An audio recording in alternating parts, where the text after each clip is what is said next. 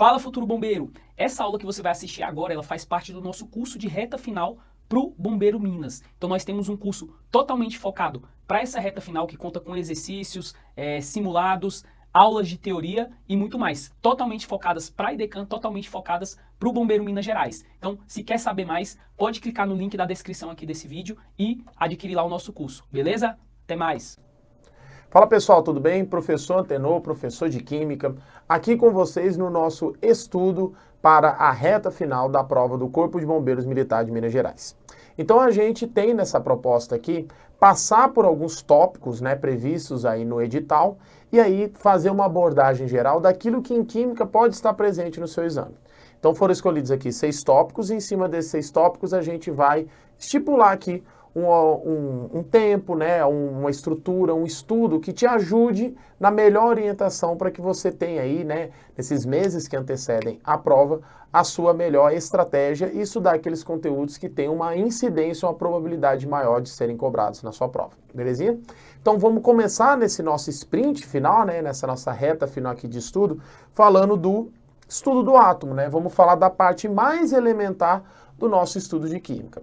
Então aqui dentro da parte de estudo do átomo, a gente vai falar de 2 tópicos, que é a evolução dos modelos atômicos, o entendimento do átomo, como que nós temos essa proposição atômica atual e quais são as relações do modelo básico do átomo e suas semelhanças, belezinha? Então vamos lá.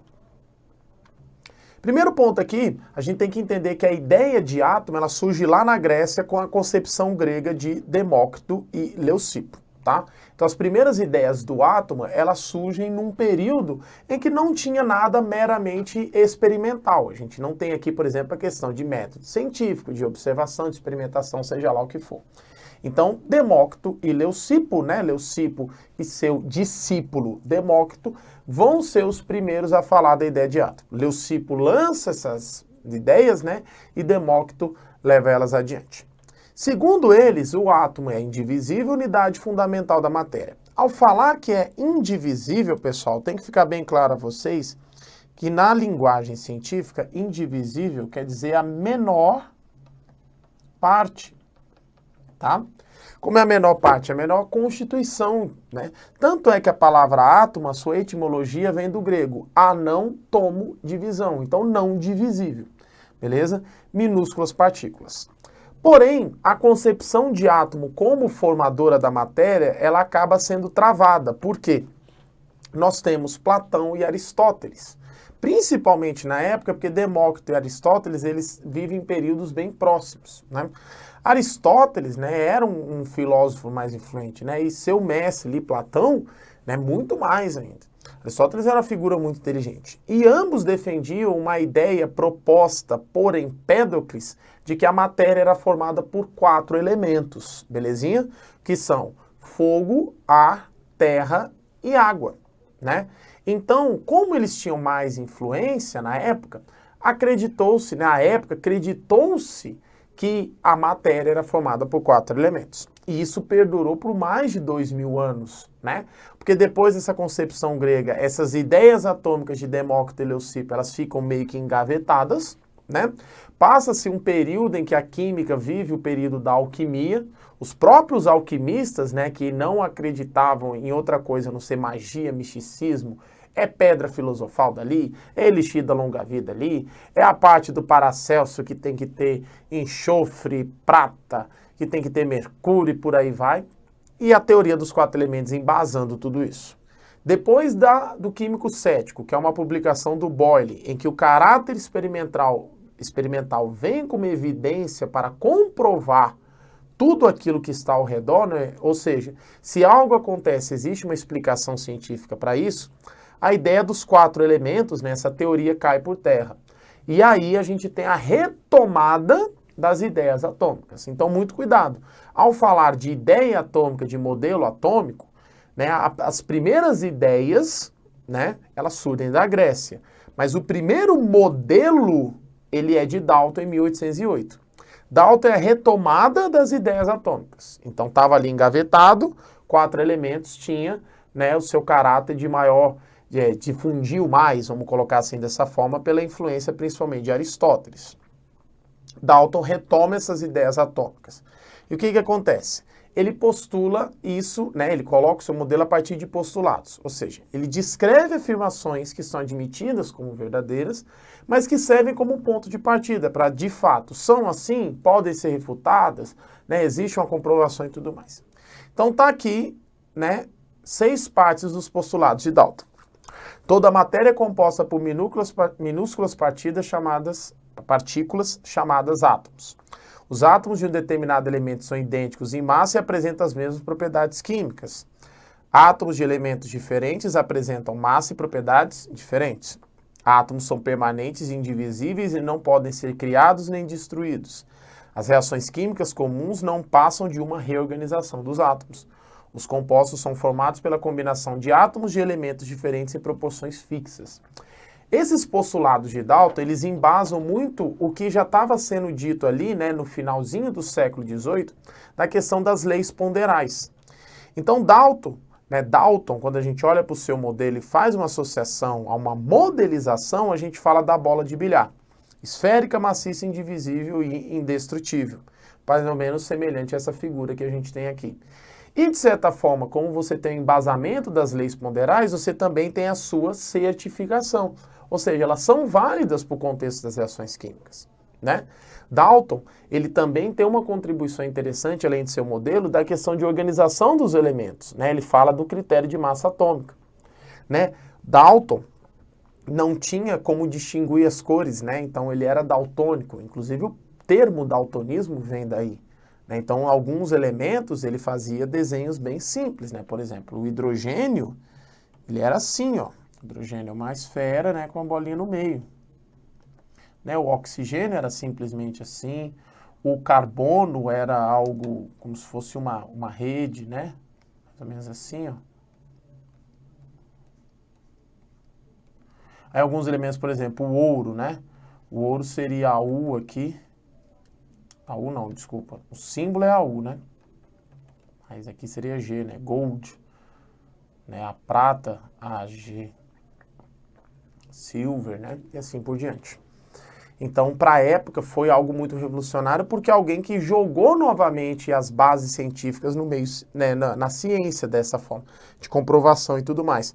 E claro, pensar em matéria como 4 elementos, como fogo, água, terra e ar, não era muito mais aceito, não era mais plausível para essa constituição. Beleza? Então tem esse primeiro modelo de Dalton. Pensou em reação química, associou o modelo de Dalton, tá, pessoal? É bem nítida essa relação. O modelo de Dalton, inclusive, embasa a estequiometria. Ele fala dessa questão de combinações, questão de balanceamento também. Então acho que é interessante a gente fazer essas associações para o modelo de Dalton. Beleza? Passa aí cerca de 89 anos, né, no decorrer desse século XIX, vem o modelo de Thomson, em 1897. Né? Nessa época, a gente tem que entender que a física, principalmente, buscava um entendimento sobre a eletricidade da matéria. A eletricidade chamava muita atenção na época. E o modelo atômico não falava de carga elétrica, e já tinha uma suspeita que tinha algo de natureza elétrica, mas para isso precisava ter um modelo. Ponto importante aqui é que Thomson, ele consegue descobrir o elétron.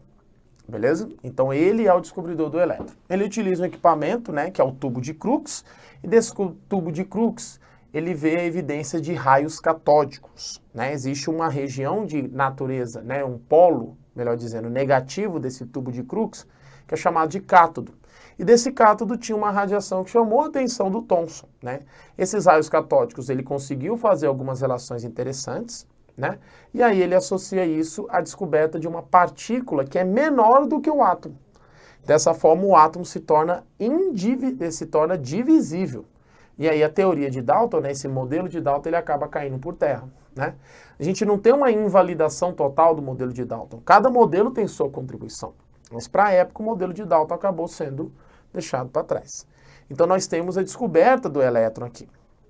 Beleza?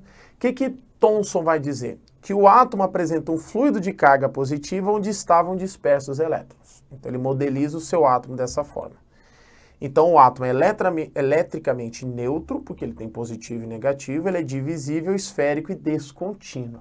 Aqui começa a surgir algumas indagações do modelo, porque é o seguinte: A natureza elétrica da matéria, ela começa a ser explicada. Por que que há eletricidade? Por que que, por exemplo, se eu pegar sal de cozinha e jogar em água, ele consegue conduzir corrente elétrica? A questão dos íons livres, né? Então, uma explicação desse fenômeno, o modelo de Thomson é um modelo extremamente associado a esse tipo de explicação.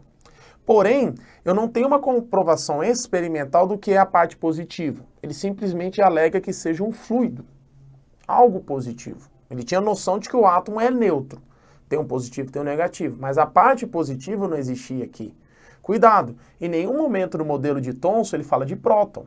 Próton vai existir depois do modelo de Thomson, tá? Era algo de natureza positiva. Beleza? E o fato dele ser não maciço, descontínuo, dele ter espaços vazios, também não há uma comprovação experimental. Beleza? É um modelo chamado de pudim de passas, né? O pudim com passas, que é um termo que eu prefiro, porque o pudim não é de elétrons, ele é com elétrons. O elétron faz parte da constituição do átomo, algo mais ou menos nessa natureza de desenho aqui. Belezinha? Algo incrustado, né, que é um termo que a gente vê muito, é algo que fica preso, né? Como se a gente tivesse uma espinha. Né? Eu tenho uma espinha aqui, então é algo que está pertencente aqui a essa enorme testa que você vê, e também, né, algo que está aqui, enfim. Então pensa no elétron, o elétron é uma espinha do átomo. Olha que bacana. Belezinha? Então esse é o modelo de Thomson. Tudo bem, pessoal? Então nesse sentido aqui, muita atenção para a gente não ter nenhuma confusão, trocar modelo nem nada. Parte positiva aqui, vou até colocar aqui, não é próton. Tá? Próton vem depois. Belezinha? A gente vai para o século XX e aí vem o modelo de Rutherford de 1911. Ernest Rutherford não era um cientista que inicialmente estava preocupado muito com questão atômica, ele gostava de trabalhar com radioatividade. Mas com o passar do tempo ele foi vendo que essa radioatividade ajudou ele a entender o comportamento do átomo. Inclusive a própria radioatividade, que tem ali um grande boom científico no final do século XIX, desperta a atenção de muitos cientistas, né? E aí o Rutherford acaba utilizando muito dessas ideias de radioatividade no seu famoso experimento da lâmina de ouro. Experimento esse que não foi feito por Rutherford, foi feito por outros dois cientistas que eram do mesmo laboratório que ele, que é o Madsen, né, e o Geiger, né? E aí esses dois quem faz o experimento. O Rutherford consegue interpretar esse experimento e propor uma nova ideia atômica, beleza? Então o que acontece? Nesse experimento que leva ao modelo de Rutherford, você teve uma lâmina de ouro sendo bombardeada com partículas alfa. Alfa foram emitidas por um elemento que é o polônio. Polônio esse descoberto pelo casal Curie no final do século XIX e início do século XX. Beleza? A maioria dessa radiação alfa passava da lâmina. Beleza? Não tinha alteração. Então, se estava nesse sentido aqui, vinha para cá e passava do mesmo jeito. Né? Ou seja, em linha reta. Algumas das partículas sofriam desvio na trajetória e outras, num número muito pequeno, batiam e voltavam. Então ele tem 3 resultados aí que chamam a sua atenção. E a partir desses 3 resultados ele vai propor um novo modelo. Ou seja, se a maioria da radiação atravessa a lâmina, predomina no átomo espaços vazios. Agora sim, eu tenho uma comprovação de que o sistema é descontínuo. Ou seja, o átomo ele é o quê? Não maciço. Pronto. Um dos problemas deixados ali no modelo de Thomson, dessa comprovação e tudo mais, Thomson, inclusive, que motiva o Rutherford a pensar nessa ideia atômica, eu tenho uma comprovação experimental de que agora o átomo é não maciço, certo? Pouquíssimas partículas não atravessavam a lâmina. Então ele concluiu que se não atravessa é porque elas tinham um desvio. E se tem um desvio é porque ali naquela região tem um obstáculo. Esse obstáculo é muito pequeno, porque tanto as partículas que desviam, como aquelas que batem e voltam, é numa quantidade muito menor daquelas que atravessam a lâmina. Tudo bem? Dessa forma, ele vai determinar que no átomo existe uma região chamada de núcleo. Esse núcleo é pequeno e fica no centro do átomo, cerca de 10.000 a 100.000 vezes menor do que o tamanho do próprio átomo. Como se fosse uma moeda de R$1 ou uma bola de futebol colocada no centro de um estádio. Né, a moeda ou a bola de futebol seria um núcleo, o estádio como um todo seria, né, o átomo. Belezinha? E essa região é de massa de carga positiva. Por que de carga positiva? Já sabia-se antes que existia uma nova partícula subatômica oposta ao elétron, que é o próton. O próton é cerca de 1840 vezes mais pesado do que o elétron e é de carga positiva. Se ocorre desvio, é porque tem repulsão. Então, ao se chocar com essa parte central, essa radiação alfa se repelia sofrendo um desvio. Logo, se há um desvio pela natureza elétrica idêntica, o núcleo tem carga positiva. Belezinha? Então, ele precisava resolver o problema do vazio. Porque se o problema da centralidade estava resolvido, que era um núcleo muito pequeno, ele ia resolver a parte do espaço vazio que ele denomina de eletrosfera. E nessa eletrosfera estariam os elétrons. Os elétrons, então, girando ao redor do núcleo, né, comparando-se esse modelo a um sistema solar. Algo mais ou menos dessa natureza aqui, que é o desenho mais famoso de um átomo, né? Inclusive, se você gosta daquela série The Big Bang Theory, você vai ver algo desse tipo aqui. Qual é o problema? Se a gente está vivendo um universo científico, a gente precisa de comprovações. Em nenhum momento, no modelo de Rutherford, ele consegue comprovar esse giro aqui. Por que está girando? E para pensar, se o núcleo é positivo, né? O núcleo é positivo, vou colocar aqui. E o elétron é negativo, positivo com negativo, na hora desse elétron girar, ele ia se colidir com o núcleo. Ele ia ter uma atração. Isso era o que defendiam os físicos teóricos na época. Falou, ó, se tem negativo com positivo, esse giro ele vai virar uma espiral. Até esse elétron, pá, colidir aqui com o núcleo. O Rutherford não tinha como explicar isso. Beleza? E ao não saber explicar isso, ele deixa uma incógnita e um erro muito grande, que inclusive no nosso estudo aqui de modelos atômicos é chamado de falha de Rutherford. Ele consegue embasar muito bem a parte positiva, determinar muito bem o que é o núcleo, mas ele falha na explicação da eletrosfera desse elétron girando ao redor da partícula positiva. Conclusão, a gente tem um ponto que deixou aí uma incógnita. Qual que é essa incógnita? Como que o elétron se comporta no átomo? O núcleo tem o próton. Cuidado, o modelo de Rutherford não contempla nêutron. Então aqui é só próton, tá?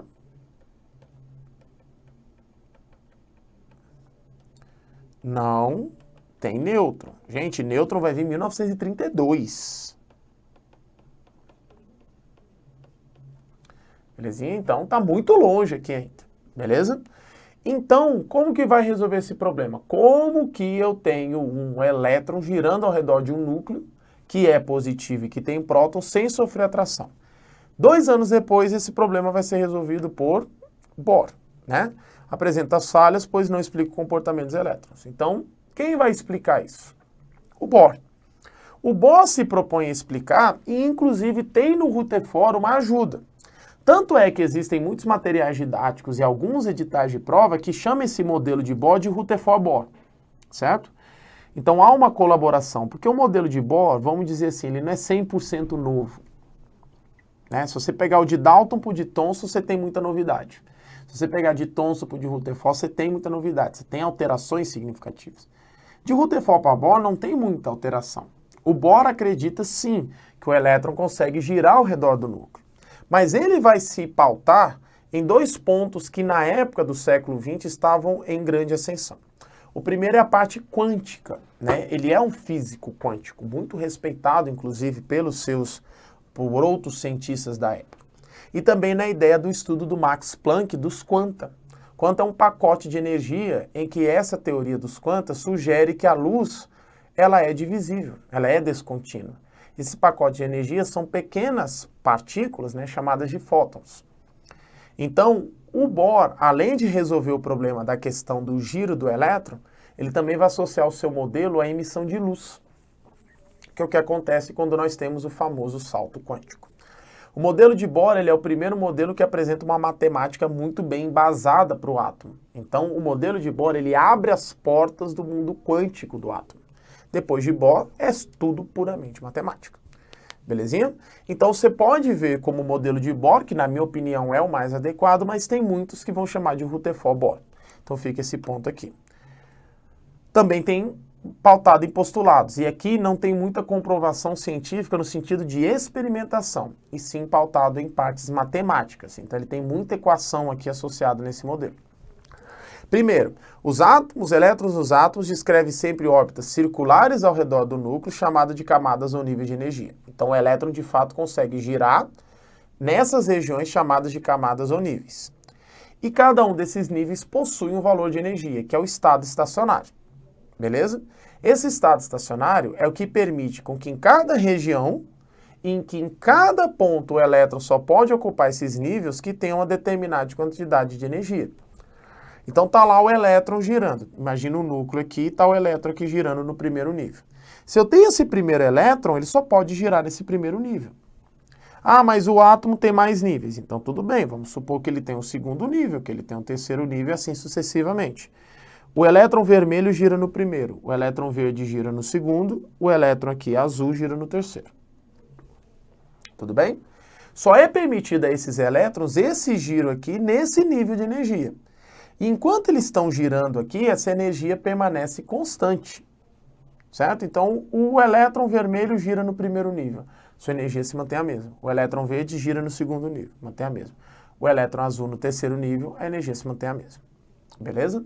Então, o elétron é capaz de girar ao redor do núcleo e não ter essa atração, porque existe uma posição para ele poder girar, existe um lugar. Ali ele pode ir naquele espaço e girar, que não vai ter esse problema de atração. Certo? Mas pode acontecer o seguinte, eles podem saltar de um nível para o outro.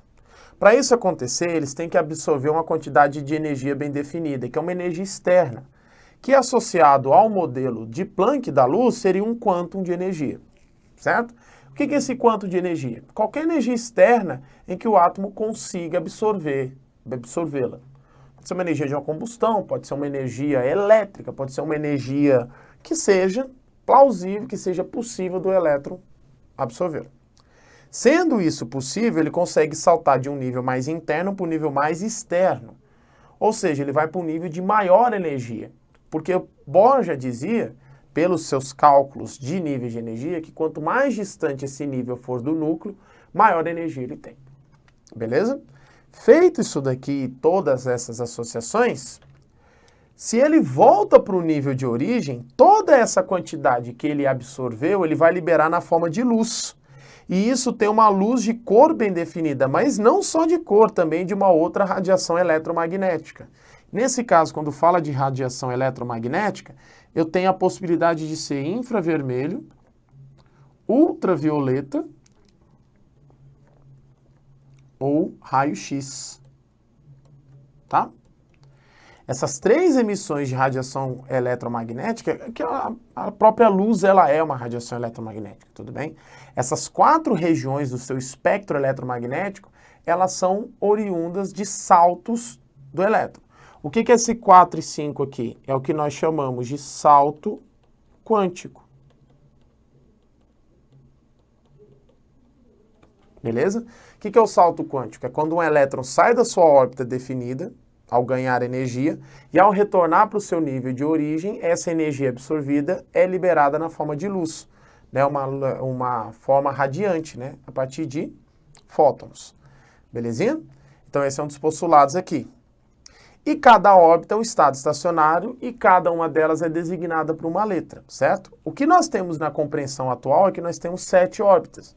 As camadas K, L, M, N, O, P e Q, respectivamente, níveis 1, 2, 3, 4, 5, 6, 7. Isso é muito bem definido e cada camada apresenta um número específico de elétrons. Isso está associado à questão da distribuição dos elétrons. Quem que vai fazer muito uso desse modelo de Bohr? Linus Pauling. Linus Pauling vai pegar essa ideia do modelo, dessa quantidade e tudo mais, e outras associações, e vai propor um novo modelo atômico. Vai propor modelo atômico, desculpa. Vai propor um diagrama de energia que explica esse arranjo dos elétrons ali. Tudo bem? E cada nível vai ser caracterizado por um número quântico. Número quântico esse que é associado ao número inteiro, que vai variar de 1 a 7. Beleza? O modelo de Bohr, ele parece ser muito perfeitinho, né? Ele só tem um problema, ele só aplica ao hidrogênio. E assim, até onde eu sei, não tem só o hidrogênio, né? Então, a totalidade dos seus postulados, somado às equações matemáticas, a gente só vê que é um modelo para o hidrogênio. Então, como é só para o hidrogênio, pessoal, acaba sendo um modelo muito específico, apesar dele ser muito bom. Tá bom? Apesar dele ser muito bom, mas só vale para o hidrogênio. Tanto é que a gente chama de modelo do hidrogênio. Tá? Bohr deixa, né, ele tem algumas lacunas aí, mas elas são lacunas que prontamente são resolvidas. E Bohr, ele tem um destaque muito grande no meio da quântica e tudo mais, né? Então o modelo de Bohr, ele é importante para resolver esse problema do elétron girando ao redor do núcleo e também associar isso à emissão de luz. Passado isso, quais são as proposições modernas do átomo? Sommerfeld aperfeiçoou esse modelo de Bohr, incluindo as órbitas elípticas, que seriam associadas aos subníveis de energia. Dessa forma, começa a se entender o que seriam essas regiões abaixo dos níveis, né, subníveis, que hoje nós conhecemos 4, né, o S, P, D e F, beleza? Novamente, quem que vai utilizar isso? Linus Pauling na montagem do diagrama. O diagrama de Linus Pauling, que é aquele 1S, 2S, 2P e tudo mais, é uma junção desses dois modelos, se você parar para pensar, né, uma junção do modelo de Bohr com o modelo de Sommerfeld, beleza? Então, para cada nível de energia N havia uma órbita circular. Só o primeiro nível que não tem uma órbita, né, uma órbita elíptica, desculpa, de diferentes excentricidades. É só o primeiro nível. Do segundo nível em diante, todos eles apresentam subníveis, ok? Dualidade de de Broglie fala que o elétron se comporta tanto como onda como partícula e que a todo elétron você tem associado o movimento de onda. Então existe uma equação muito bem basada por de Broglie. Isso leva, né, a um princípio da incerteza de Heisenberg, né, que fala que você não consegue calcular com precisão e, ao mesmo tempo, a posição e velocidade do elétron. Então, em determinado momento, você não consegue os dois. Ou é um, ou é o outro. Então, não tem como saber. Isso leva à equação do modelo de Schrödinger, que como não tem essa possibilidade de calcular a posição do elétron, você então vai pensar que numa grande eletrosfera você tem regiões de maior probabilidade de encontrá-lo. E essa região é denominada de orbital. Espaço, né, do átomo onde você tem a máxima probabilidade de encontrar um elétron, tudo bem? A equação de Schrödinger, ela é uma equação que, associada ao seu modelo, que é o modelo da nuvem eletrônica, né, faz com que você tenha o entendimento de ligação química, da geometria, da polaridade, do conceito de hibridização, e é o modelo que hoje a gente mais usa, é o mais aceito. Mas perceba que para chegar nesse modelo a gente teve que passar por outros. Então, assim, não há uma invalidação, né, do modelo de Dalton, do modelo de Thomson, do modelo de Rutherford, do modelo de Bohr, na totalidade. Eles erraram em alguns pontos, mas também acertaram. Então a gente pega o acerto para levar. E aí, para fechar, né, o quebra-cabeça atômico aí, a descoberta do nêutron, né, a partir da radioatividade artificial do Chadwick, né? Esse experimento é bem interessante porque foi bombardeado uma lâmina de berílio com partícula alfa. E a partir disso, você tem então a descoberta do nêutron, né? Então é bem interessante esse experimento aqui. Belezinha? Então, tá aí pra gente as proposições modernas do átomo. E aí, dito isso, a gente tem um modelo básico, que é esse aqui. Todo elemento químico, ele é A e Z, certo? Como ele é A e Z, existe uma representação para ele, beleza? Esse A também pode vir para esse lugar aqui, ó. Você pode colocar esse A aqui, tá? Dá no mesmo. Colocar o A aqui ou aqui, não tem problema. X seria o símbolo de um elemento químico qualquer, de qualquer átomo, e a gente tem que pensar que, por definição, o que é esse elemento químico? Conjunto de átomos que apresenta o mesmo número atômico. O número atômico é esse Z aqui, ó, que é o que fica embaixo.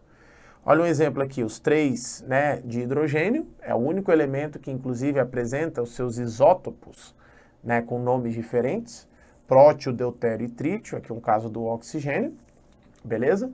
E o número atômico para o elemento é a sua identidade. É que nem nós temos um número de RG, de CPF, né? Para cada um, mudou o número, mudou a pessoa. Né? Então, mudou o número atômico, mudou o elemento químico. E número atômico é o número de prótons no núcleo, beleza? Cada elemento tem o seu. Hidrogênio é 1, oxigênio é 8, urânio é 92, hélio é 2, sódio é 11, cálcio é 20, né? Bromo é 35, beleza? E por aí outros elementos. Beleza? Número atômico é o número de prótons. E nós temos o A, que é o número de massa. O que é o número de massa? A soma de prótons e nêutrons. Por quê? A massa de um átomo, ela se concentra no seu núcleo. O núcleo nós temos o quê? Prótons e nêutrons. Belezinha? Tendo prótons e nêutrons, é dali que a gente tira a massa do elemento químico. Então, dessa forma, se eu sei o número de prótons e eu sei a massa, eu sei o número de nêutrons. Por quê? O número de nêutrons é a massa menos o número atômico. Certo? Então, ó, se eu pegar aqui o caso do oxigênio 18, nesse caso aqui, ó, eu diria que prótons são 8, que é o número aqui. E o nêutron? O nêutron é a massa menos o número atômico, que é 10. Professor, e elétron? Nesse caso aqui, elétron também é 8. Por quê? Quando eu tenho essa denominação aqui, eu tenho um conceito chamado de átomo neutro. O que é o átomo neutro? É aquele átomo em que o número de prótons é igual ao número de elétrons. E isso pode mudar quando eu tenho um íon. O íon é o átomo carregado, né, positivamente ou negativamente. Se eu tenho um íon positivo, chamado de cátion, significa que ele tem mais prótons do que elétrons. Então, ele perdeu elétrons. Se eu tenho um íon negativo, ele é chamado de ânion, ou seja, ele ganhou elétrons, ele tem mais elétrons do que prótons, tá? Cátions e ânions, a gente vai, ao decorrer dessa nossa revisão aqui, falar sobre eles em outros aspectos relacionados. Então, não vou definir aqui nesse primeiro momento, tá bom? Essa é a estrutura básica que a gente tem desse modelo. E os átomos podem ser semelhantes uns aos outros, certo? Nós temos 4 semelhanças que devemos saber, que ajuda a gente até no entendimento de outras características químicas.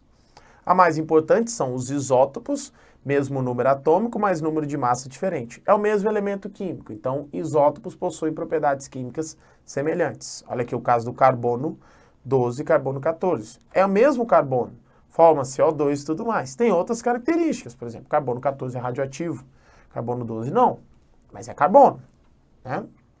Os isóbaros que têm mesma massa, né, mas obviamente não vão ter números atômicos iguais. Olha o caso aqui do argônio e do cálcio, né, números atômicos diferentes, mas massas iguais. A gente chama de isóbaros. Os isótonos que apresentam o mesmo número de nêutrons, mas diferentes números atômicos. Olha aqui, flúor e neônio, certo? O flúor tem 19 de massa, 9 de número atômico. O número de nêutrons, né, a subtração entre eles, 19 menos 9, 10. 20 menos 10, 10. Então, ambos com 10 elétrons. E o caso aqui dos isoeletrônicos, que aí eu coloco cátions e ânions aqui para você entender essa relação. O flúor, ele ficou negativo. O que significa esse negativo aqui? Que ele, vou só mudar a cor aqui para ficar melhor, ganhou um elétron. A gente vai falar melhor disso nas próximas aulinhas aqui. Então, 9, como ele ganhou 1, vai para 10. E o mais aqui significa que ele perdeu um elétron. Tudo bem? Como ele tinha 11, perdeu 1, ficou com 10. E o neônio aqui é neutro. Neutro porque o número de prótons é igual ao número de elétrons. Então essas 4 semelhanças, elas são interessantes, elas, na minha opinião, são tópicos interessantes para você revisar, porque são conceitos básicos e elementares que caem em textos de prova. Então, ao cair em texto de prova, é interessante a gente saber essas definições, saber essa identificação e, claro, lembrar de onde tudo isso veio. Associar o modelo específico a cada uma das explicações de fenômenos de natureza e, consequentemente, não confundir e não errar. É um tópico fácil, tá, pessoal? Então, essa parte de semelhança atômica é algo que nós não podemos perder a nível de questão em prova. Caiu, é acerto na certa. Mas você é aluno aqui do Missão 93, então tenho certeza que você pegou as suas aulas teóricas, fez seus exercícios, aplicou seus simulados, não vai errar essa parte, belezinha? A gente se vê nas próximas revisões aqui, que com certeza vão ajudar vocês aí nesse entendimento sobre os tópicos aí diferentes do seu edital de Química. Gente, obrigado, espero que tenha ajudado vocês, bons estudos, tchau, tchau, até mais.